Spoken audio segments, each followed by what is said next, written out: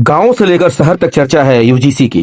घर में चलने वाली टीवी पर हर एक न्यूज की चर्चा है यूजीसी की। रोड पर उतरने वाले नेताओं की चर्चा है यूजीसी की। यूजीसी यूजीसी यूजीसी क्या है? क्या तुम भी सोच रहे हो? सुन सुन के थक गए हो? आओ तुम्हें एक कहानी के माध्यम से आसान भाषा में समझाता हूँ।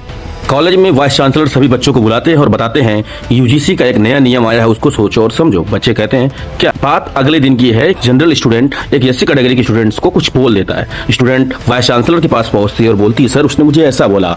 वाइस चांसलर गुस्से में आकर जनरल कैटेगरी के स्टूडेंट को बुरा भला कहता है और स्कूल कॉलेज से बाहर कर देता है। अगले दिन की कहानी है एक एससी कैटेगरी की स्टूडेंट एक ओबीसी कैटेगरी के स्टूडेंट को ऐसे ह्यूमिलेट करती है। ओबीसी कैटेगरी का स्टूडेंट जाता है वाइस चांसलर के पास और बताता है कि इसने मेरे साथ बदतमीजी की है।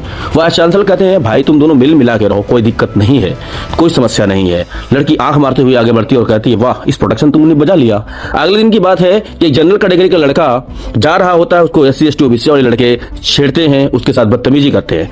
वो भी वाइस चांसलर के पास पहुंचता है। वाइस चांसलर उस पर हंसता है, बोलता भाई तुम क्या करने के लिए आए हो? तुमको यहाँ से कोई प्रोटेक्शन मिलेगी, कोई ग्रांट नहीं मिलेगी।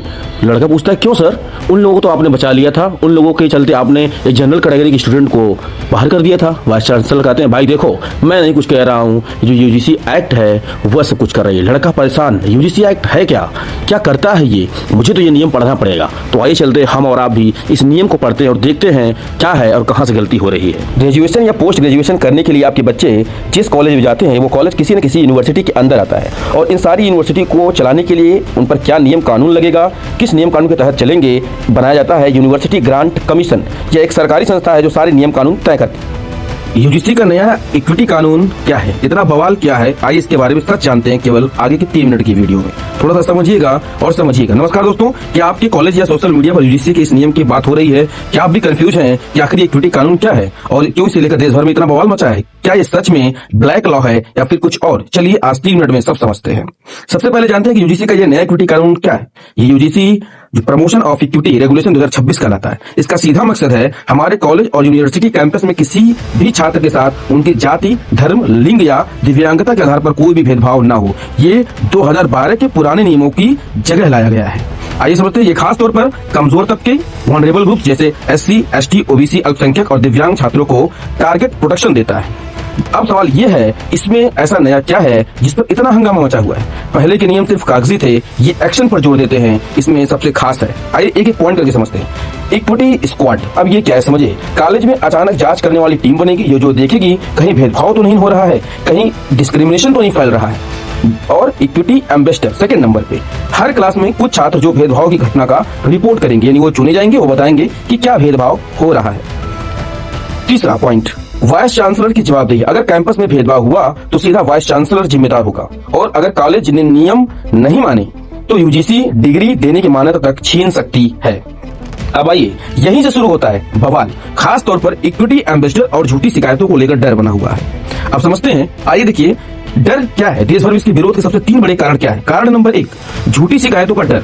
प्रदर्शनकारियों का कहना है कि इन नियमों में झूठी शिकायत करने वालों के लिए कोई सजा नहीं है। इसका गलत इस्तेमाल होगा, लोग छोटी छोटी बात पर अपना भड़ास निकालने के लिए भी शिकायत कर देंगे। स्पाई कल्चर का डर। इक्विटी एम्बेसडर यानी जो लड़का चुना जाएगा वो लड़का अपने ही जात की ज्यादा हिमाकत करेगा, दूसरे जात के बच्चों को डरा धमका के रखेगा और स्पाई यानी कि कानून चोरी विरोधी का जबरदस्ती आरोप लगाकर किसी दूसरे समूह के बच्चे का कैरियर खत्म कर सकता है। और तीसरा सबसे बड़ा रीजन, रिवर्स डिस्क्रिमिनेशन का आरोप। अब ये क्या समझिए, ये सबसे बड़ी आपत्ति है। ये कानून सिर्फ कमजोर तबकों को ही प्रोटेक्शन करता है, यानी कि OBC, SC, ST, other vulnerable group, handicaps के लिए ये नियम बने।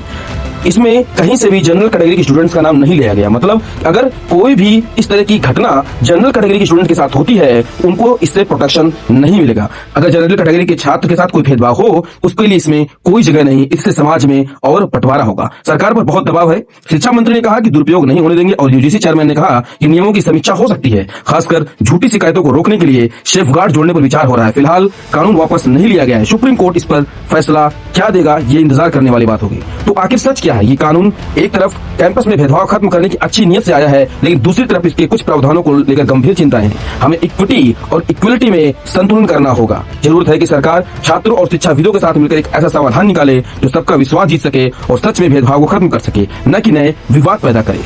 ये थी यूजीसी के नए इक्विटी कानून पर 3 मिनट से ज्यादा हो गई पूरी कहानी। आप इस बारे में क्या सोचते हैं? क्या यह कानून जरूरी है या इसमें बदलाव की जरूरत है? अपनी राय हमें कमेंट्स में जरूर बताएं और इस वीडियो को लेकर शेयर करें ताकि सबको सही जानकारी मिल सके।